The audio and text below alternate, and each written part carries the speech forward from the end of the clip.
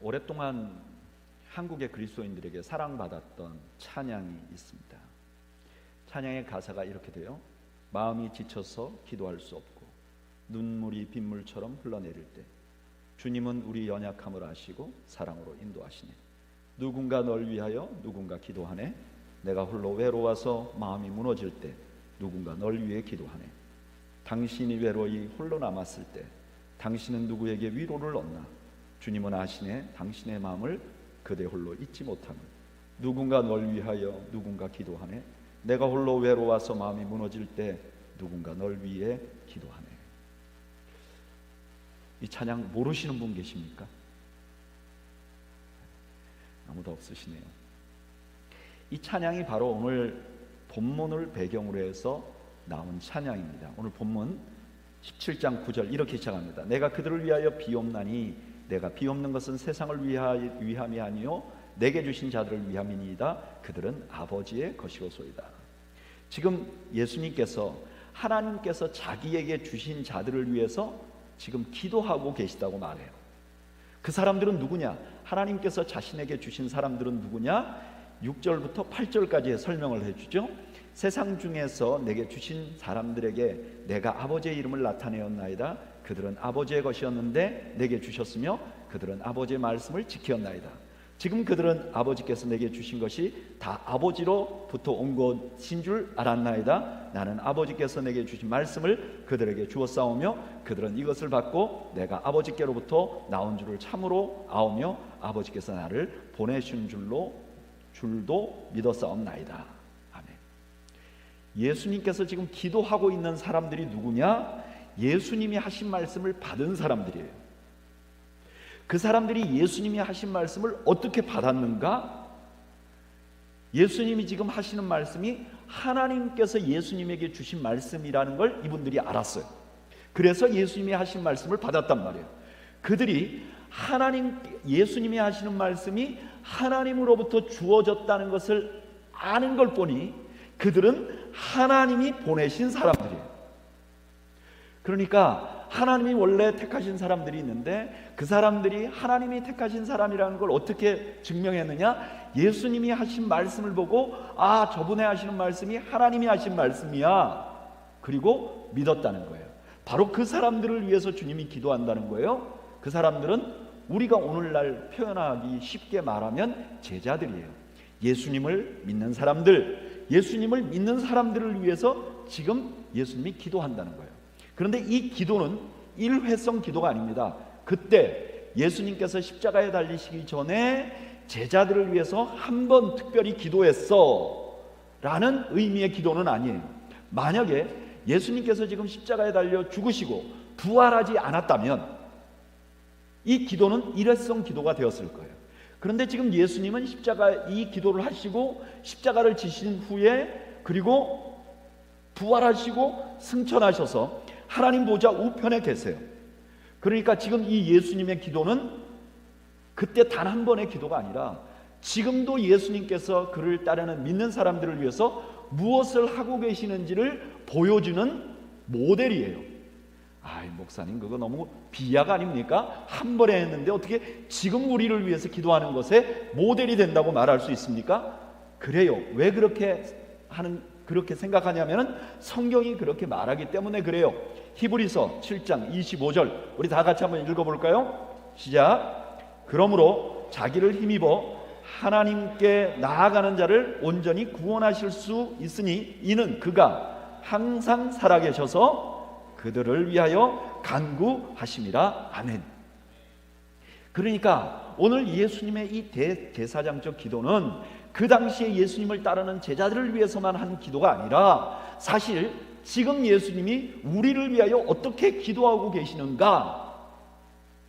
예수님이 우리를 위하여 기도하고 계시는데 그것이 확실한데 어떻게 기도하고 계시는가를 알 수 있는 모델이 되는 거예요. 자, 그런 마음을 가지고 이 기도가 2000년 전의 제자들을 위한 기도가 아니라 오늘을 살아가는 나를 위한 기도이기도 하다, 주님의 기도이기도 하다는 마음으로 오늘 본문을 좀 자세히 볼까요? 먼저 주님은 왜 예수님이 제자들을 위해서 기도할 수밖에 없는지를 말씀해줘요. 왜 예수님이 지금 제자들을 위해서 기도할 수밖에 없는가? 첫째는 그들이 세상에 살아야 되기 때문에 그래요. 요한복음 17장 15절 상반절에 이렇게 말해요. 내가 비옵는 것은 그들을 세상에서 데려가기를 위함이 아니오. 예수님은요, 제자들이 세상과 분리되어 사는 걸 원하지 않으셨어요. 세상 가운데 사는 것을 원하셨어요. 여러분, 기독교인은 어떤 사람이냐? 예수님을 믿는 사람들은 어떤 사람들이냐? 세상과 분리되어 돌을 닦으면서 사는 사람들이 아니에요. 이 사회의 일원으로서 살아가야 될 사람들이에요. 제가 대학원을 다닐 때 한국에는 공동체 운동이라는 게 선풍적으로 인기를 끈 적이 있어요. 그래서 많은 크리스찬 기독교인들 중에서 헌신된 사람들이 이 시대의 대안이 뭐냐? 공동체다. 그러면서 기독교 역사를 공부해보면 기독교 역사에 굵직굵직하게 수도원 운동이나 공동체 운동이 일어났을 때가 있었고, 프랑스나 미국에 지금도 공동체로 그리스도인들이 분리되어 사는 그룹들이 있어요. 그래서 거기를 방문하고 그렇게 하면 더 주님과 가까이 살 수 있다고 생각하고 많은 젊은이들이 그리로 몰렸어요. 이런 젊은이들의 운동은 그 당시에 교회들이 세상과 똑같이 성공지향적으로 나가서 큰 교회, 대형 교회를 지향하던 한국 교회에게 경종을 울리기는 했어요. 그러나 여러분, 교회는, 주님을 따르는 자들은 수도원 운동처럼 되어서는 안 돼요. 기도원에 올라가서 거기에 살려고 하면 안 돼요. 특수한 사명이 있는 사람들이 있죠. 기도를 위해서 특수한 사명을 받은 사람, 아니면 내가 인생을 살다가 지치고 힘드니까 우리가 가끔 기도원에 가서 기도할 수 있어요. 그러나 그리스도인들은, 대부분의 그리스도인들은 생업에 종사해야 되고 국가에 기여해야 되고 사회에 기여해야 되고 자기가 애쓴 물질을 가지고 주변 사람들을 도와가며 살아야 돼요. 그래서 교회는 산에 있지 않는 거예요. 그래서 교회는 동네 가운데 있고, 동네 이름으로 교회 이름을 만들어서 동네에 있는 사람들과 함께 살게 되는 거예요. 예수 믿는 사람들을 미워해요. 예수를 믿으면요, 세상으로부터 환영받지 못해요. 왜 그런가? 14절이 설명을 해줘요. 내가 아버지의 말씀을 그들에게 주었사오매 세상이 그들을 미워하였사오니 이는 내가 세상에 속하지 아니함 같이 그들도 세상에 속하지 아니함으로 인함이니이다. 아멘. 우리가 원래 세상에 속해 있었어요. 근데 예수님을 믿는 순간 예수님은 세상에 속한 분이 아니에요. 그러니까 우리가 소속이 바뀌어 버렸어요. 그래서 세상은 우리를 미워하는 거예요. 근데 여기 세상이라는 건 뭐냐? 여기 세상은 주일날 모여있는 우리들을 제외한 모든 사회를 세상으로 생각하면 안 돼요. 여기서 세상은 하나님을 알지 못하고 하나님을 대적하는 세력으로서 사회를 의미하는 거예요. 하나님을 모르는 사회. 하나님을 모르는 사회는 그리스도인들을 미워할 수밖에 없어요. 그래서 하나님을 모르는 사람들과 함께 살아가는 세상에서 그리스도인들은 행운을 기대하면 안 돼요. 왜냐하면요, 세상이 우리를 위할 리가 없기 때문에 그래요.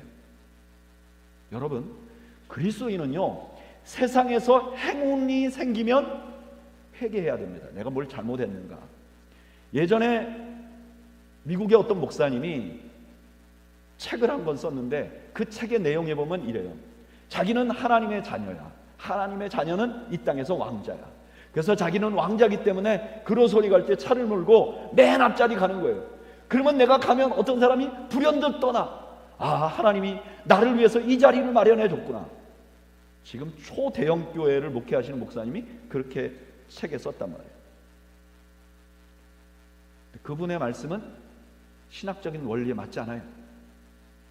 여러분, 내가 그로소리에 갈 때 맨 앞자리에 갔는데 누군가 확 비켜줘서 내 자리가 생겼으면 내가 세상과 너무 가까워졌나 보다. 회개하시기 바랍니다. 혹시 여러분 로또를 사서 로또가 당첨되면 기뻐하지 말고 내가 세상과 너무 가까워져서 로또가 나를 당첨시키는구나. 회개하시기 바랍니다. 반대로 어려움이 오면 당연한 것으로 생각해야 돼요. 핍박이 오면 당연한 것으로 여겨야 돼요. 왜냐하면 세상은요 우리가 망하기를 바래요. 사탄은 우리가 망하기를 바래요. 베드로전서 5장 8절 9절에 이렇게 말합니다. 근신하라 깨어라 너희 대적 마귀가 우는 사자같이 두루다니며 삼킬 자를 찾나니 너희는 믿음을 굳건하게 하여 그들을 대적하라. 이는 세상에 있는 너희 형제들도 동일한 고난을 당하는 줄 압니다. 여기 마귀가 삼킨다는 걸 멸망시키는 거예요. 그러니까 사탄은 어떻게 하냐? 우리가 믿음을 배반하고 자기와 같이 멸망하기를 바라는 거예요. 그래서 세상은 우리가 믿음을 버리고 하나님을 배신하게 하려고 끊임없이 우리에게 고난을 주고 시련을 주는 거예요. 이렇게 이 땅에 사는 제자들이 시련을 받는데 더 하나의 문제는 예수님이 그 제자들과 함께 있지 않고 떠나게 돼요. 요한복음 17장 11절 12절에 이렇게 말해요. 나는 세상에 더 있지 아니하오나 그들은 세상에 있사옵고 나는 아버지께로 가옵나니 거룩하신 아버지여 내게 주신 아버지의 이름으로 그들을 보존하사 우리와 같이 그들도 하나가 되게 하옵소서. 예수님이 제자들과 함께 있을 때도요 사탄이 계속해서 제자들을 공격했어요. 믿는 자들도 망하게 하려고 했어요. 그래서 누가복음 22장 31절에 이렇게 말해요. 시몬아 시몬아 보라 사탄이 너희를 밀가부르는 듯 하려고 요구하였습니다. 예수님과 제자들이 같이 있을 때도 사탄이 계속 그들을 괴롭혔어요. 그리고 도전했어요. 유혹했어요. 근데 예수님이 다 물리쳐 주셨어요. 근데 지금 예수님이 그들과 함께 육체적으로 있지 않아요. 떠나서 하나님 보좌로 가는 거예요. 그러니까 예수님께서 하나님께 이 제자들을 위해서 기도할 수밖에 없었던 거죠.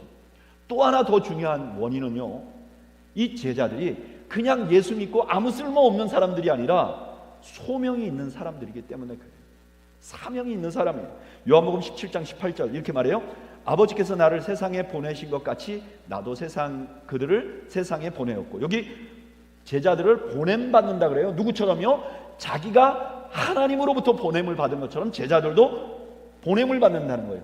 예수님이 이 땅에 오신 것은 사명을 가지고 오셨어요. 마찬가지로 제자들도 사명이 있는 자들이에요. 제자들의 사명이 뭐냐? 10절이 설명해줘요. 내 것은 다 아버지의 것이요 아버지의 것은 내 것이었는데 내가 그들로 말미암아 영광을 받았나이다. 여기 영광을 받았나이다 하는 말은 과거에 받았다는 것을 의미하지 않고 오히려 미래에 받을 것인데 이게 너무나 확실하기 때문에 확신형으로 받았나이다 라고 말한 거죠. 지금 제자들은요 주님께 영광을 돌릴 수 있는 유일한 존재들이에요. 예전에 이런 전설적인 이야기가 하나 있어요. 예수님께서 지상사역을 다 마치고 하늘 보좌에 올라가셨어요. 그래서 천사들이 막 예수님 주변에 막 모여가지고 예수님 수고하셨습니다. 그랬는데 천사 중에 한 사람이 물어보는 거예요. 예수님 이제 구원은 다 완성하셨는데 이 구원을 누가 이렇게 세상에 전하겠습니까? 그러니 예수님께서 베드로가 있지 않느냐. 여러분 이건 성경에 있는 얘기가 아닙니다. 그냥 전설에 있는 얘기예요. 혹시 성경에 어딨나 이렇게 생각하시면 안 돼요. 그랬더니 천사가 예수님 베드로 좀 불안하지 않습니까? 안 될 것 같은데요. 그랬더니 예수님께서 그럼 12명의 제자가 있지 않느냐. 그랬더니 천사들이 목사님, 예수님 그 12명의 제자들도 좀 다들 시원찮은데 그 12명도 다 실패하면 어떻게 됩니까? 나를 따르던 제자들이 있지 않느냐. 교회가 있지 않느냐. 그랬더니 천사가 이렇게 물어봤다. 그러면 만약에 그 교회도 실패하면 어떻게 되죠?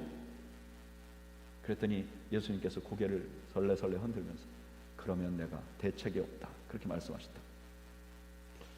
여러분 예수님을 믿는 사람들은 이 땅에 하나님께 영광을 돌릴 수 있는 유일한 사람들입니다. 우리는 매우 중요한 사명을 갖고 있고 매우 중요한 가치가 있는 사람들입니다. 서로를 좀 돌아보세요. 돌아보시고 외모만 보지 마시고 하나님이 저 사람을 통해서 하나님께 영광을 돌리려고 하는구나. 그런 하나님의 마음으로 한번 서로를 좀 보십시오. 그럴 것 같으세요? 그럴 것 안 같아도 그런 사람들이에요. 우리 눈에 보기에는 저분이 뭘 그래도 하나님께서는 우리를 기대하는 거예요. 그러니까 우리 주님이 우리를 위해서 기도할 수밖에 없는 거죠. 이 땅에 남겨져 있고 사탄은 계속 공격을 하는데 예수님이 직접 돕지 못하고, 근데 사명은 막중해요. 그러니까 이 사람들을 위해서 예수님이 기도할 수밖에 없는 거죠. 근데 예수님이 기도하는 기도의 핵심은 뭐냐? 15절 우리 다 같이 한번 읽어보겠습니다. 시작. 내가 비옵는 것은 그들을 세상에서 데려가시기를 위함이 아니요 다만 악에 빠지지 않게 보전하기를 위함이라. 예수님이 제자들을 위해서 기도하는 핵심은 뭐냐면 보전이에요. 이 보전은 다른 말로 하면 보호예요. 예수님이 그 백성 하나님께 교회를 위하여 제자들을 위하여 기도하는 기도의 핵심이 뭐냐? 하나님 이들을 보호해 주십시오. 여러분, 하나님은요 원래부터 하나님의 백성을 보호해 주시는 분이셨어요. 신명기 32장 10절에 이렇게 말해요.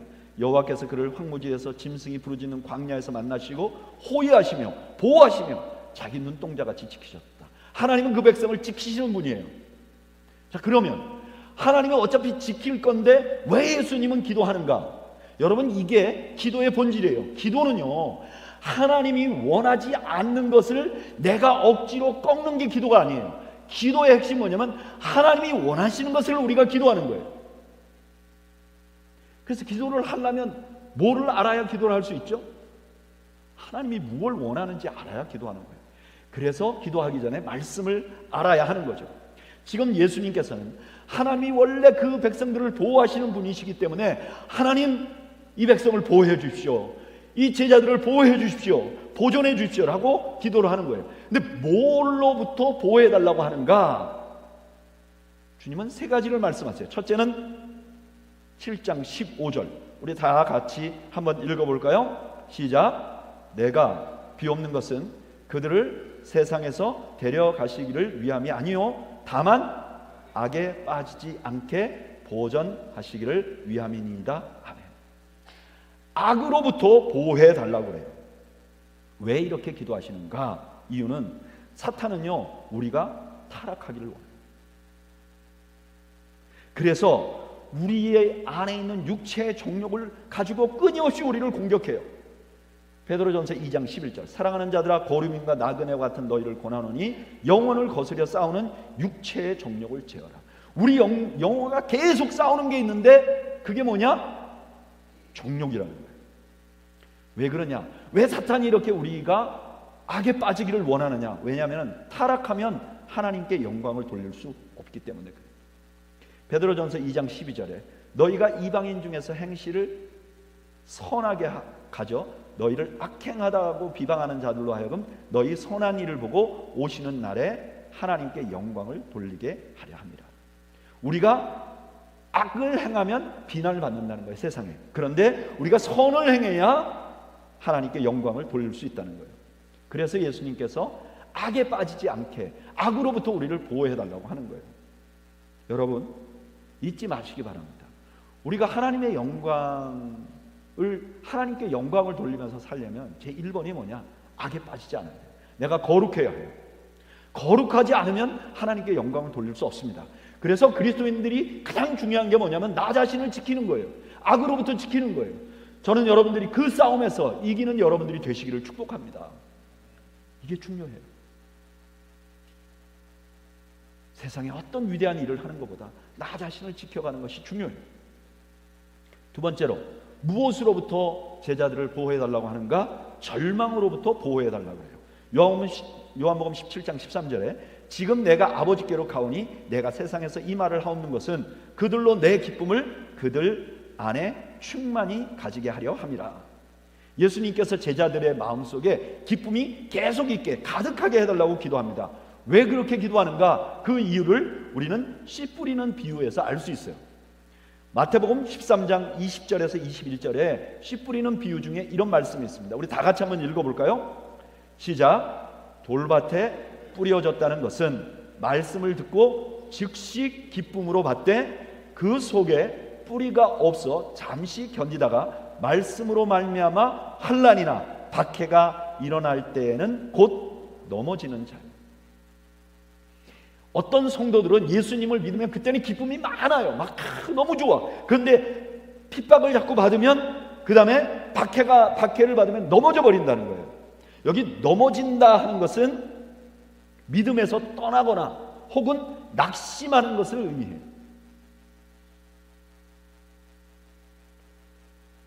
고린도서 4장 8절에 보면 우리가 계속해서 핍박을 받으면 낙심할 수 있다고 설명을 해요.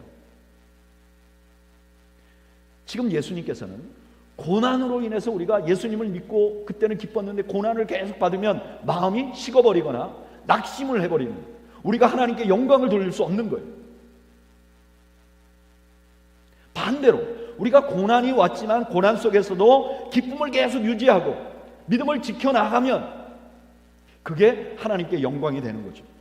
베드로전서 4장 16절, 만일 그리스도인으로 고난을 받으면 부끄러워하지 말고 도리어 그 이름으로 하나님께 영광을 돌리라. 그래서 예수님께서는 우리가 기쁨을 잃지 않도록 기도하는 거예요. 낙심하지 않게 기도하는 거예요. 여러분, 우리에게 고난이 오는 것은 하나님께 영광을 돌릴 수 있는 기회가 옵니다. 기회입니다. 고난이 왔을 때 막 낙심해버리고 원망이 생기고 기쁨이 없어져 버리면 우리는 하나님께 영광을 돌릴 수 없어요. 낙심해버린 종을 사용할 수 없어요. 그런데 고난 중에서도 기쁨을 유지하고 하나님의 마음을 품고 있으면 그때 하나님께서 영광을 받는다. 세 번째로 예수님께서 보호하기를 원하는 대상은 뭐냐? 분쟁이에요. 요한복음 17장 11절, 나는 세상에 더 있지 아니하노라 그들은 세상에 있사옵고 나는 아버지께로 가옵나니 거룩하신 아버지여 내게 주신 아버지의 이름으로 그들을 보존하사 우리와 같이 그들도 하나가 되게 하옵소서. 예수님은 제자들이 하나 되기를 원한다는 거예요. 여기 하나 된다는 것은요, 뭔가 똑같이 하라는 뜻은 아닙니다. 예전에 그랬죠? 어디 한국에서 식당에 가면 아이 짜장면으로 통일해. 그럼 마치 우리 공동체가 하나가 된 것처럼, 그래 우리는 그냥 다 같이 먹어. 근데 성경에서 말하는 하나 되는 것은 그런 게 아니에요. 성경에서 말하는 하나 되는 것은 무엇인가? 요한복음 4장이 설명해요. 에베소서 4장이 설명을 해요. 에베소서 4장 2절 3절, 모든 겸손과 온유로 하고 오래 참음으로 사랑 가운데서 서로 용납하고 평안에 매는 줄로 성령이 하나 되게 하신 것을 힘써 지키라. 성경이 말하는 하나됨은 뭐냐? 서로 다름을 용납하는 거예요. 왜 이렇게 사도 바울이 에베소 교회에다가 하나 되게 하라고 했는가? 그 이유를 4장 31절에서 32절에서 알 수 있어요. 너희는 모든 악독과 노함과 분냉과 떠드는 것과 비방하는 것을 모든 악의와 함께 버리고 서로 친절하게 하며 불쌍히 여기며 서로 용서하기를 하나님이 그리스도 안에서 너희를 용서하신 같이 하라.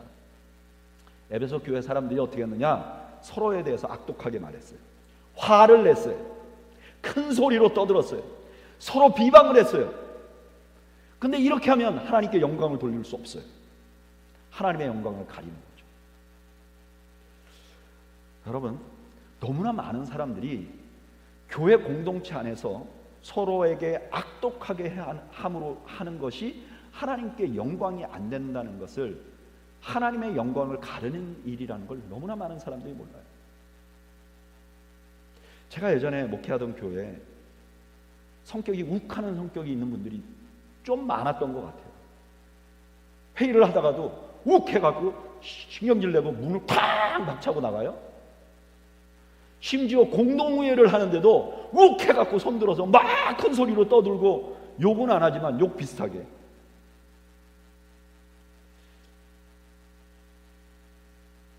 여러분, 그분들이 그 교회의 부흥을 막고 하나님의 영광을 가리는 거예요. 우리 교회에서 누군가 그렇게 하면 싸울 겁니다. 가만히 있지 않을 것입니다. 하나님의 영광을 가리는 자들 계속 용납해서는 안 됩니다. 우리는 서로 존중해야 합니다. 그래야 하나님이 영광을 받을 수 있어요. 여러분 잊지 마십시오. 교회가 시끄러우면 하나님께 영광을 돌릴 수 없어요.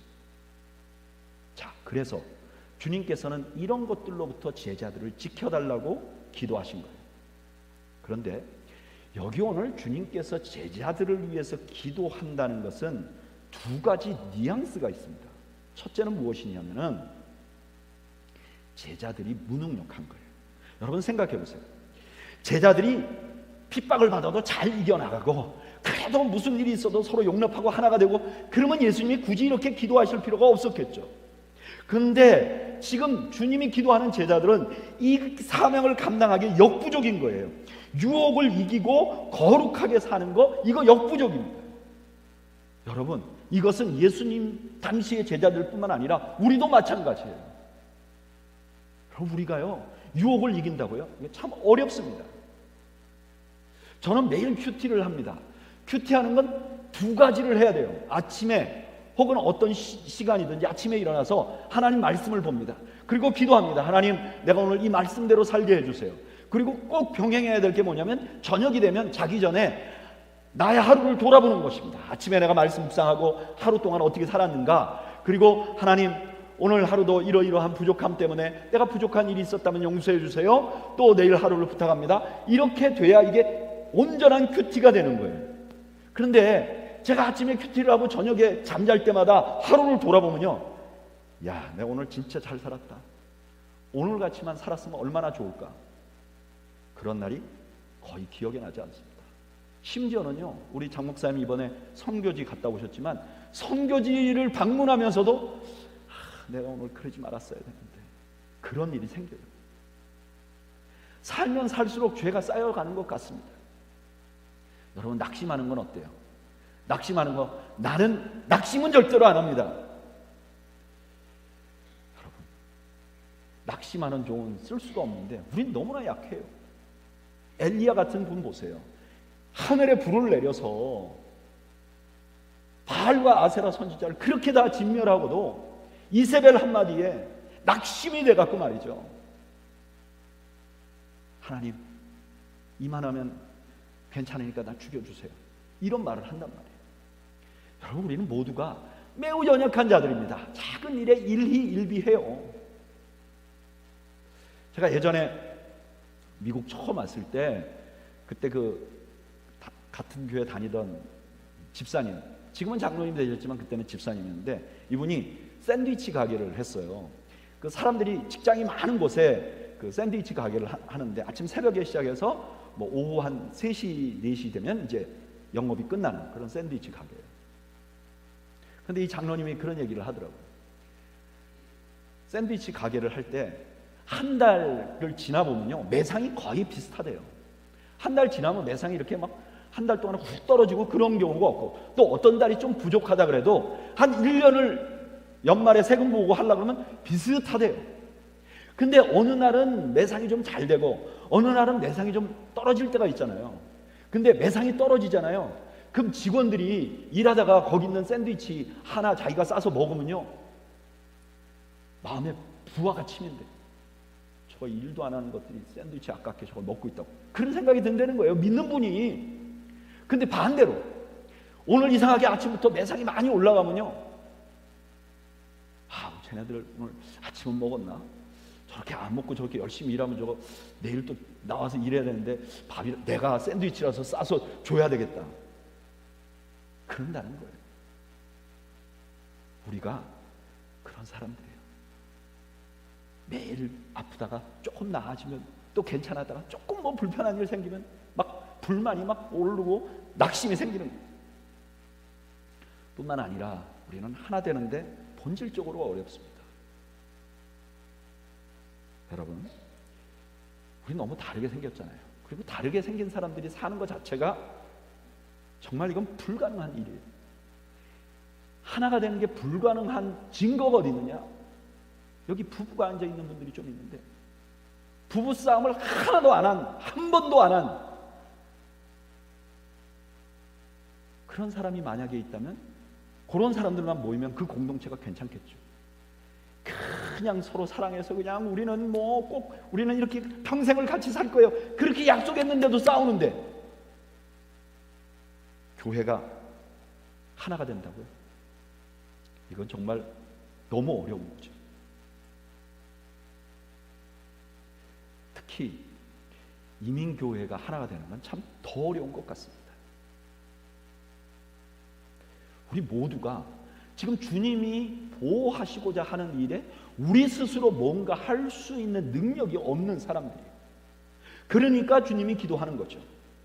그런데 또 하나, 주님이 기도하시겠다는 데 담겨 있는 또 하나의 의미는, 이제 주님이 기도하신다는 것은 주님이 그것을 이루어 나가겠다는 약속도 포함되어 있는 거예요.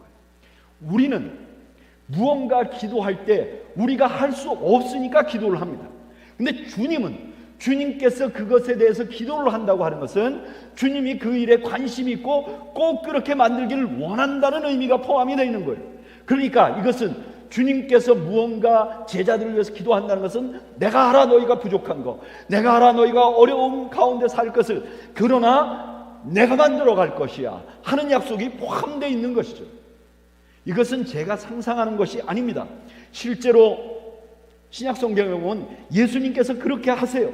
실제로 버림받을 만한 악으로부터 우리 주님이 우리를 지켜나가십니다. 요한일서 5장 18절 우리 다 같이 한번 읽어보겠습니다. 시작. 하나님께로부터 난 자는 다 범죄하지 않은 줄을 우리가 아노라. 하나님께로부터 나신 자가 그를 지키심에 악한 자가 그를 만지지도 못하느니라. 우리가 심각한 죄에 빠지지 않았던 이유는 뭐냐? 내가 어려서부터 교회에서 자라서, 내가 성경 말씀을 잘 알아서, 내가 겁이 많아서가 아니라 우리 주님이 우리를 지켜주기 때문에 내가 심각한 죄에 빠지지 않았다는 거예요. 하나님을 떠날 만한 죄에 빠지지 않은 이유가 내가 잘나서 그런 게 아니라 주님이 지켜주셨기 때문에 그렇다는 거예요. 인정하십니까? 인정하십니까?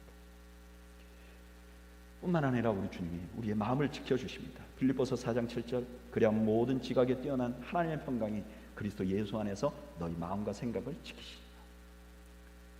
우리가 환난에서 낙심하지 않은 거요, 내가 여러 가지 어려움과 고난을 당했는데 내가 낙심하지 않았어, 내가 한 게 아니라는 거예요. 우리 주님이 우리 마음을 잡아주셨기 때문에 그렇게 할 수 있었다는 거예요. 뿐만 아니라 주님이 교회를 보호하십니다. 유다서 1장 24절 25절 우리 다 같이 한번 읽어보죠. 다 같이 읽어보죠. 시작. 능히 너희를 보호하사 거침이 없게 하시고 너희로 그 영광 앞에 흠이 없이 기쁨으로 서게 하실 이 곧 우리 구주 홀로 하나이신 하나님께 우리 주 예수 그리스도로 말미암아 영광과 위엄과 권력과 권세가 영원 전부터 이제와 영원토록 있을지어다. 아멘. 하나님이 우리를 보호해 주시고 거침없게 하시고 결국 하나님께 영광 돌릴 만하게 흠없이 만들어 주실 거라는 거예요. 이게 유다의 소망인 거예요. 이게 사도의 소망인 거예요.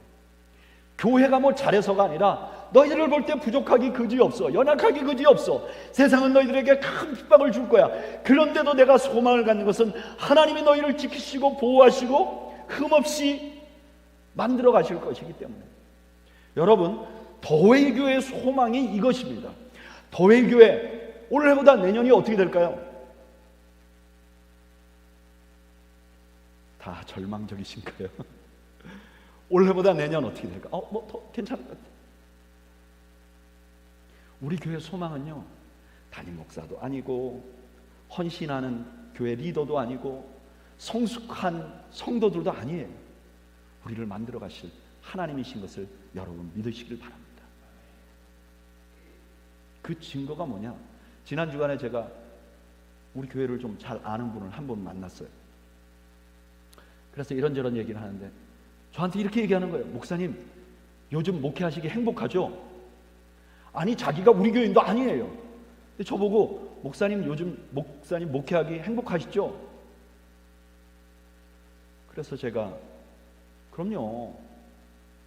목사님, 바깥에서 더웨이교회 소문이 얼마나 좋은지 다들 그렇게 얘기하더라고요. 더웨이교회는 평안하다고.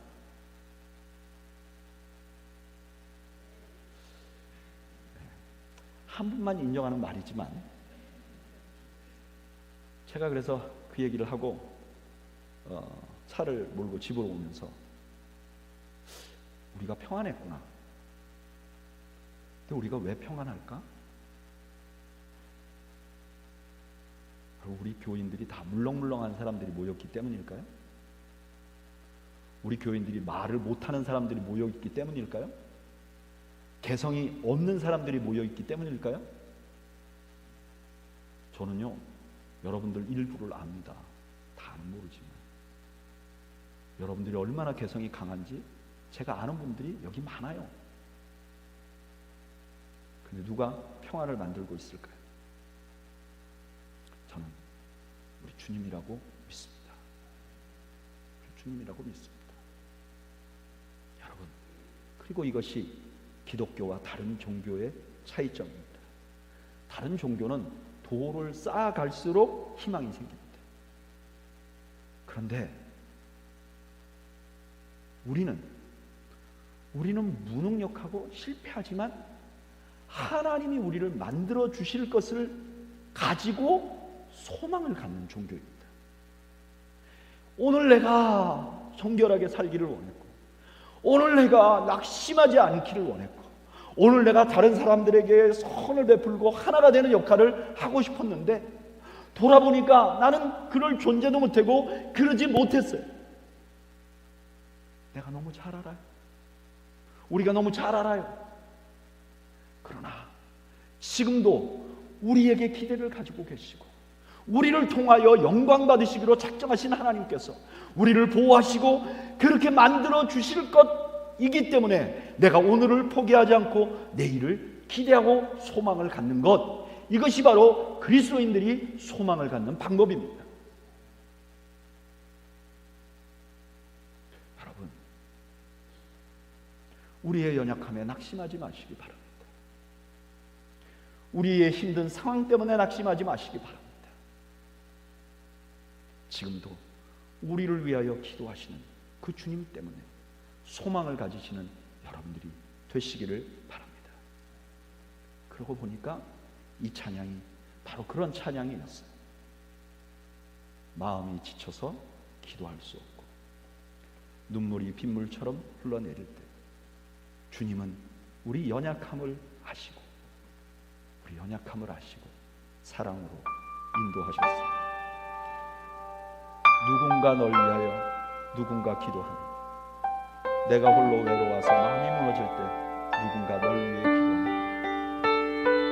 우리 연약한 우리를 위하여 지금도 기도하시는 그 주님을 다시 한번 생각하면서 이 찬양을 함께 드리겠습니다. 당신이 지쳐서 기도할 수 없고 눈물이 빗물처럼 흘러내릴 때 주님은 아시네 당신의 약함을 사랑으로 돌봐주시네.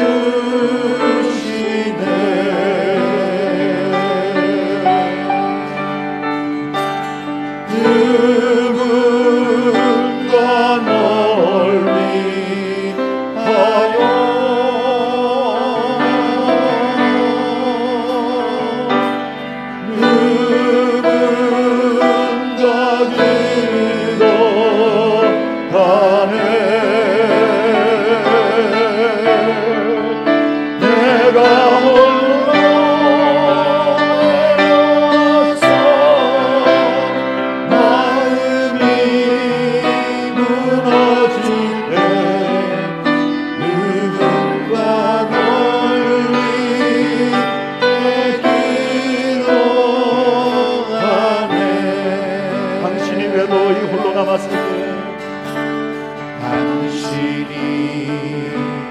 외로이 홀로 남았을 때 당신은 누구에게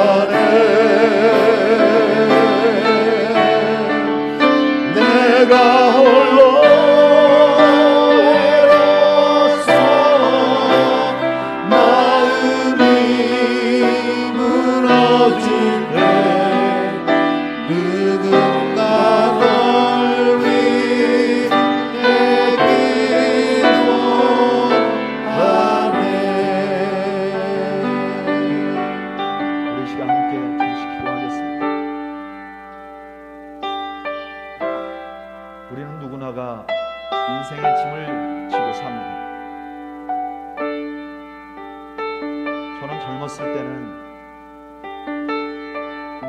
좀 이 정도 나이 되면 인생의 짐이 좀 가벼워질까? 아니더라고. 저보다 인생의 선배님들 보면 나름대로 짐이 있어요. 자녀들이 다 장성하고 가정을 이루어도 짐이 있어요. 인생의 짐만으로도 사실 쉽지 않은데 우리에게는 신앙의 짐도 있어요. 하나님께 영광을 돌리며 살아야 해요. 그럴 때는 그것 때문에 어떤 때는 유혹이 오지만 참고 견디는 것, 어떤 때는 환난이 오지만 참고 견뎌야 하는 것, 또 교회라는 공동체를 섬기는 것, 이거 다 쉽지 않은 일입니다.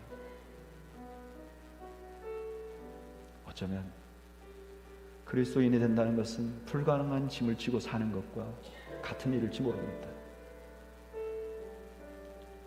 그래도 우리가 소망을 갖는 것은 자신이 질 십자가를 앞두고 제자들을 위하여 기도하신 그 주님의 사랑, 금오진 십자가를 지고 구원을 완성해 놓고도 하나님 보좌 우편에서 연약하게 힘들어하는 우리를 안타까워하십니다. 지금도 기도하시는 그 주님 때문에 우리가 다시 일어날 수 있는 줄로 믿습니다. 오늘 예배 나오신 분 중에 인생의 짐, 신앙의 짐이 있는 분들은 나를 위하여 지금도 기도해 주시는 우리 주님을 이 시간 묵상하는 시간을 갖기를 원합니다. 나를 향하여 안타까운 마음을 가지고 격려하시고 세워나가기를 원하시는 주님의 마음을 지금 잠시 우리가 묵상해 보기를 원합니다. 그리고 그 주님 때문에 우리 마음에서 소망이 생겨나는 것을 경험하는 복된 시간이 되시기를 바랍니다. 우리 이 시간에 우리를 위하여 기도하시는 주님의 마음을 잠시 묵상하겠습니다. 기도하겠습니다. 아버지,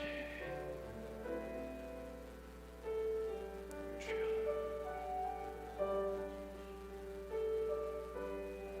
아버지,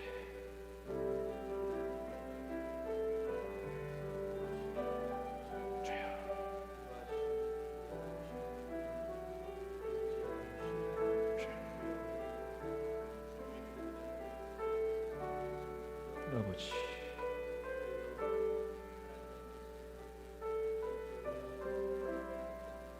아버지, 주님, 우리가 너무 연약합니다. 주님, 우리를 도와주시옵소서.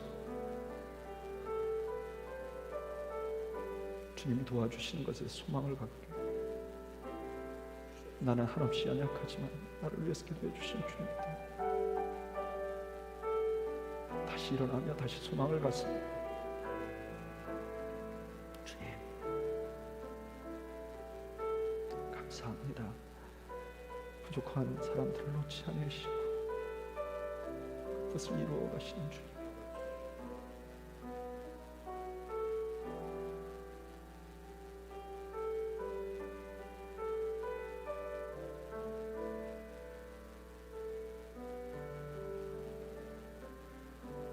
이제는 우리를 위하여 십자가를 지시고 지금도 우리를 위하여 기도해 주시는 우리 구주 예수 그리스도의 그 크신 은혜와 하나님 아버지의 놀라우신 사랑과 성령님의 교통하심, 오늘 우리는 부족하지만 우리를 위하여 기도하시고 우리를 세워나가실 우리 주님께 소망을 두고 다시 일어나기를 소원하는 주의 백성들 머리머리 위와 이들의 가정과 생업 위에 지금으로부터 영원 무궁토록 함께 있을지어다. 아멘.